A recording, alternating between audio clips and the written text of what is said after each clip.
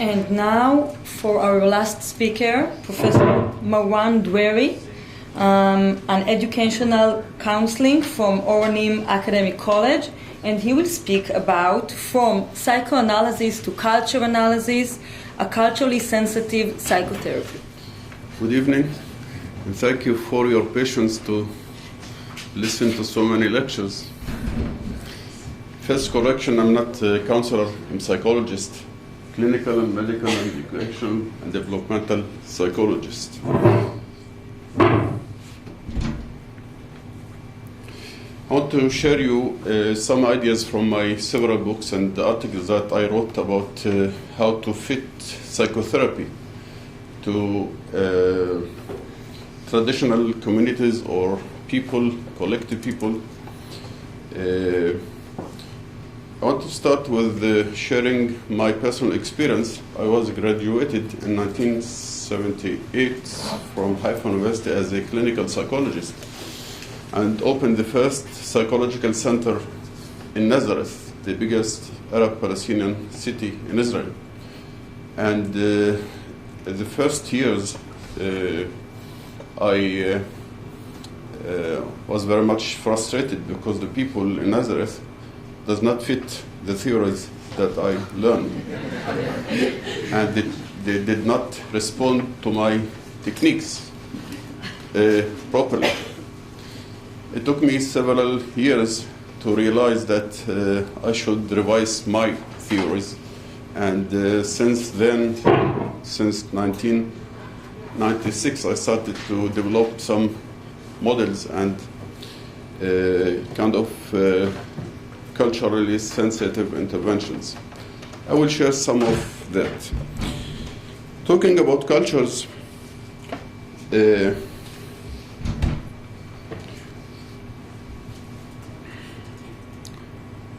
can describe cultures in various ways. One of the popular or more accepted ways to conceptualize cultures is the individualism collectivism continuum. So the West is more individualistic, while the other areas in the world, about 80% of the people in the earth, are more collectivistic. And this is a continuum. It is not a categorical or dichotomic division. For instance, the Arabs in Israel are more collectivistic, but among them you can find some that are here. And you can find some collectivistic people in America or in France or any other Western society.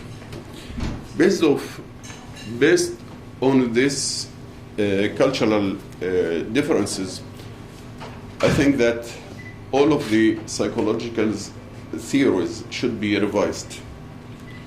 The developmental psychology should be revised, personality theories, psychopathology, psychodiagnosis, and psychotherapy. And I will move on one after one. Most of the developmental theories claim that the main change is from dependency to independency. The individuation, separation, individuation track. So the child start a move to individuation, and after adolescence, he became or she became an adult, independent adult. And as an independent adult, he has or she has autonomous self or personality. And in order to understand the behavior or the symptoms, it is enough to understand what's going on in the intrapsychic domain. And the personality, according to the personality theories, consists of internal structures such as self or ego, superego, or whatever. And within this domain, there is an intrapsychic process.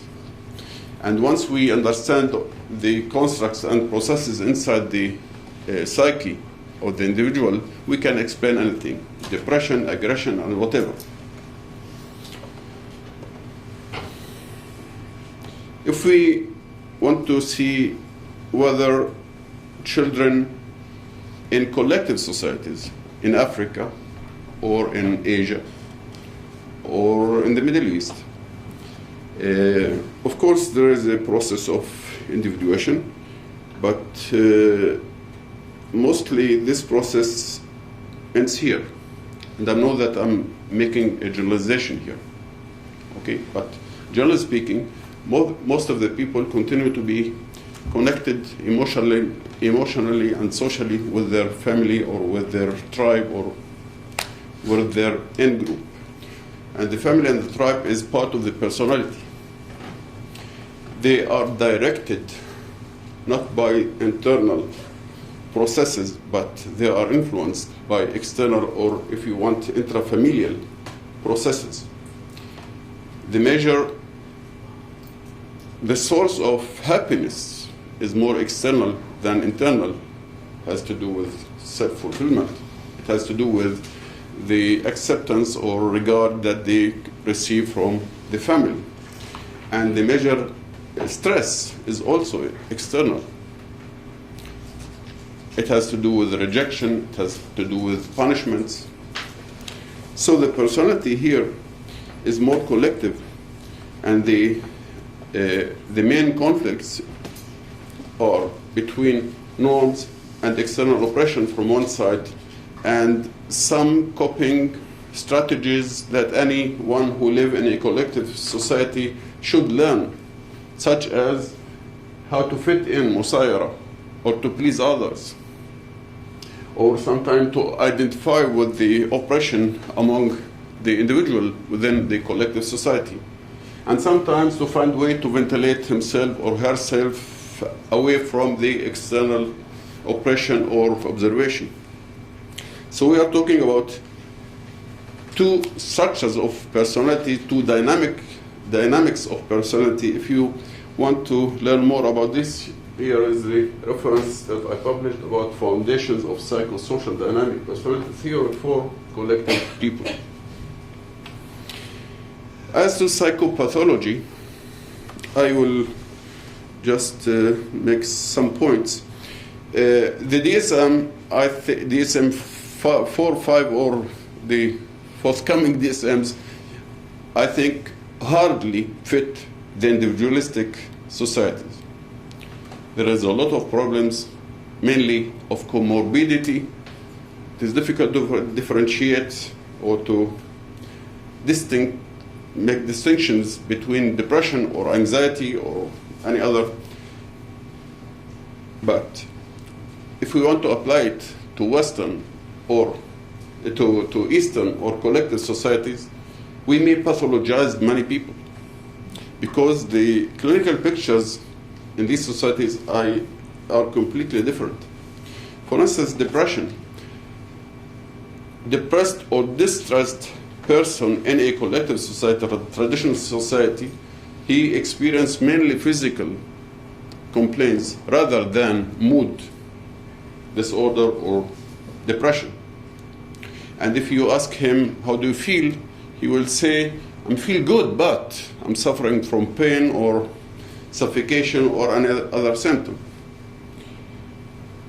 The common psychosis among traditional societies is not as it is described in the DSM concerning schizophrenia, which has to do with heredity, and it includes 5 specific characteristics that should be found. It is more reactive in these societies, reactive as a stressful event, and the symptoms are polymorphic. And what is interesting, most of them recover even without any medications, or they recover because this outburst of psychosis make the family or the tribe reorganize or restructure itself to make better feeling for the individual, and that's the way he or she will get rid of the symptoms of psychosis. Look at this psychopathology: dependent personality disorder. All of these characteristics are common almost in any collective or traditional society. In the DSM, it is a pathology, but it is the norm in many collective cultures.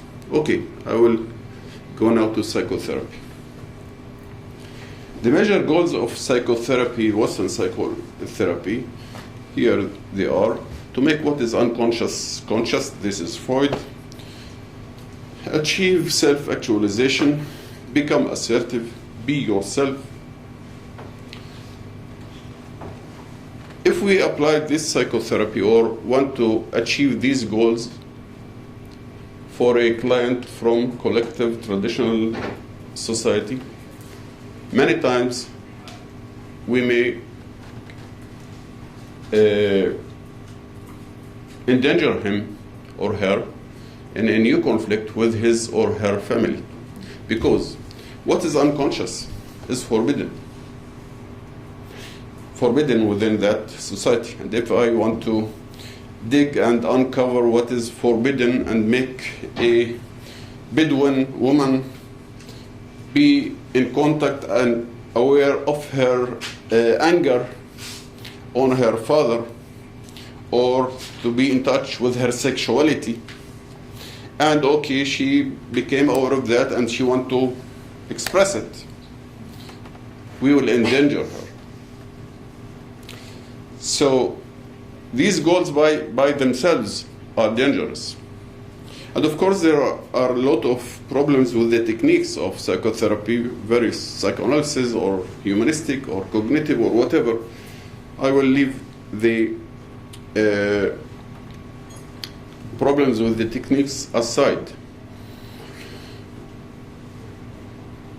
I'm not saying that Western psychotherapy could not be applied with people from collective societies.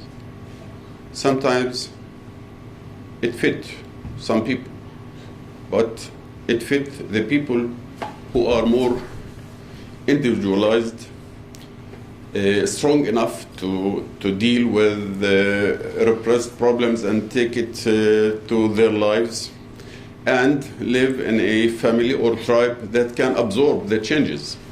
If not, we need to look for another ways of therapy. I want to focus now on a technique that I called it culture analysis. And this is the title of my recent book published in July in England, From Psychoanalysis to Culture Analysis. In psychoanalysis, generally speaking, what is happening is to help the client be in touch with repressed drives or wishes and become aware. And once he does so, the symptoms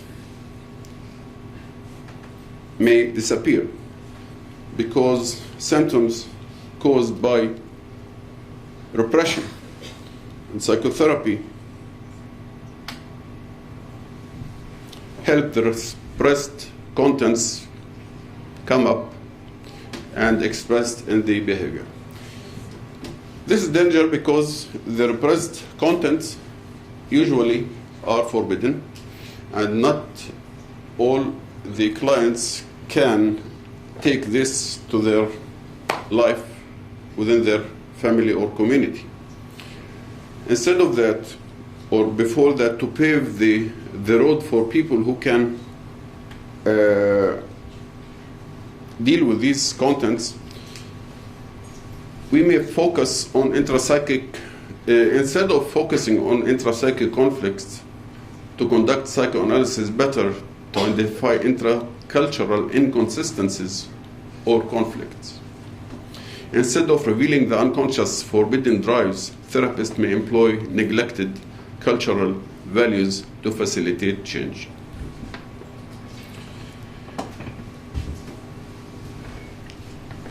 In any culture, you can collect inconsistent proverbs, because proverbs are kind of wisdom which established in certain circumstances, and collective people who have a collective experiences have a variety of experiences. Therefore, they developed a variety of proverbs that direct people to one direction and to the opposite. Here are some examples.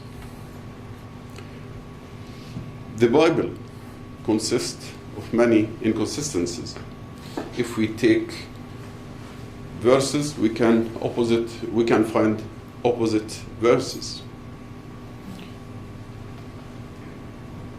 The Quran include also opposite verses. So any culture or religion include a lot of do's and don'ts concerning various aspects. And within this circle, you can find that here, for a topic number 5, sometimes it is forbidden, no, and what is the other 5? Yeah, and sometimes it is yes. For topic 15, no, and yes. And how people deal with this mine of ideas or directives. Every person select what fit his or her experience. And these are two persons related to the same culture, Jewish, Muslim, Christian, feminism, communism, whatever, and each one chooses his selection. And they may debate what is right and what is wrong. And each one can find the reference for his attitude, yes or no. The same person can make different selection in different contexts. So in the political context, he may be liberal, but in the family context, he would be very much traditional and authoritarian. And all of his choices are supported by references from a certain culture. Look at the debate between two people that each one may covariate from one reference to other, and the second one make the same. Okay, how it is related to therapy and culture analysis. Most of the, or many clients, the problem is not only related to repressed drives or forbidden drives, but related to the values or beliefs that they have. So instead of digging and bringing forbidden drives to consciousness, we can work and covariate and encourage the client to become aware of certain values from within his belief system. It is not a confrontation between me as therapist and him, but I encourage him to find variety of values from his belief system to feel better with himself. So if he adopt this selection in the therapy, we may make him become aware of another selection that fits better his life. And this will make serious change. So instead of bringing repressed drives, now I want to show you this. No. I worked a lot on that, so. It's appreciated. It's very nice. I want it with sound. No sound?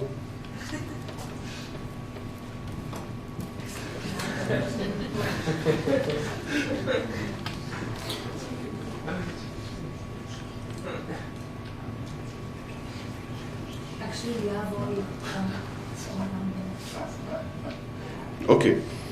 Okay, instead of make this explosion, I don't have the sound here.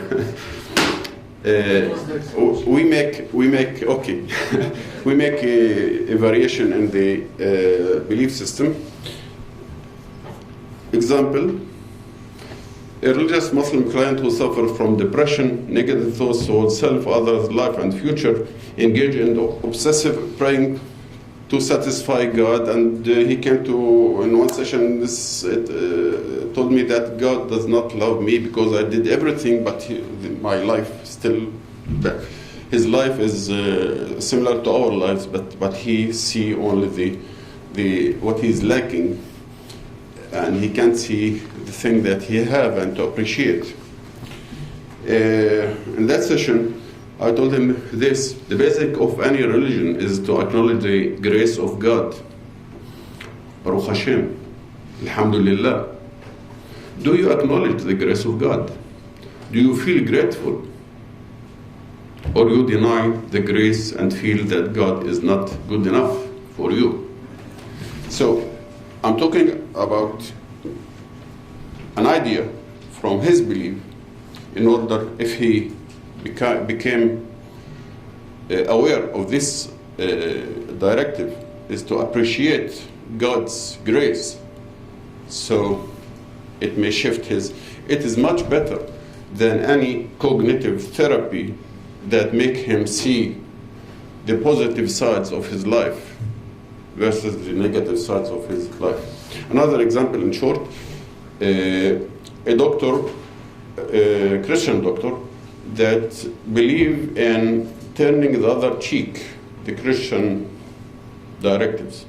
Love your enemy. Imagine that you turn your cheek for anyone who give you, slap you on the or imagine that you should love your enemy. It is impossible. It is impossible. But he took it literally. And it was important for this doctor to know that Jesus allowed himself to express anger in various situations. And in the Bible, there are a lot of verses how Jesus turned tables and expresses his anger. And this is the way to help him to come in touch with his anger. Without that, he was not able, and he will not be able to express his anger. Thank you.